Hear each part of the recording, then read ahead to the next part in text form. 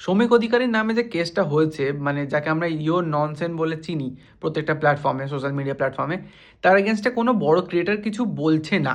কেন বলছে না সেটা নিয়ে মানুষ অনেক প্রশ্ন। মানুষ বলছে যে সোশ্যাল মিডিয়া তো আজকে অনেক বেশি পাওয়ার, তো কেন কেউ কিছু বলছে না? তো বেসিক্যালি দেখো, কোনো মানুষকে না সোশ্যাল মিডিয়ায় যেটা আমরা দেখি সেটা সবসময় সত্যি হয় না, তো সেটার উপরে জাজ করা ঠিক নয়। বাট যদি আমাকে পার্সোনালি বলো, আমার মনে হয় না এমন কিছু হয়েছে। দেখো বেসিক্যালি আমার প্রশ্ন এখানেই, যে একটা ভিডিও কিছুদিন আগে খুব ভাইরাল হয়েছিল বাংলাতে, আমার খুব পছন্দ হয়েছিল ভিডিওটা পার্সোনালি।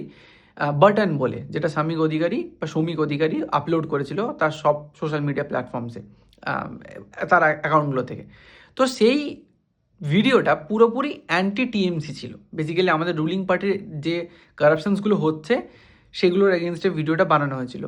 অ্যান্ড তার কিছুদিন পরেই এরকম কমপ্লেন, এরকম এফআইআর, যে সে কোনো একটা নারী নির্যাতন কেসেতে তার এগেনস্টে চার্জ করা হচ্ছে, যে নারী নির্যাতনের কেস। তো জাস্ট মানে এরকম একটা ভিডিও আসার পরেই তার এগেনস্টে কেস, এইগুলো না খুব মানে বিশ্বাস করতে কিরকম একটা লাগছে, যে এতটা হাই লেভেল অফ কোইন্সিডেন্স হওয়ার তো কথা ছিল না।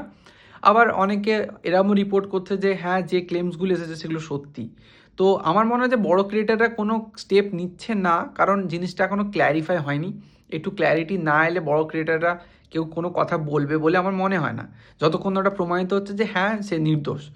তো এই জন্যই বড় ক্রিয়েটারে কিছু করছে না। বাট পার্সোনালি যদি বলো আমার মতামত, তাহলে আমার মনে হয় না যে এমন কিছু করেছে। কারণ রুলিং পার্টির এগেনস্টে তুমি গেছো, এখানে তোমার ফাঁসা ছিল, মানে আমি এটা এক্সপেক্টই করছিলাম যে এরম বড় কাজ করেছে, তো কেস তো কিছু খাবেই, তো স্বাভাবিক এটা হওয়ারই ছিল।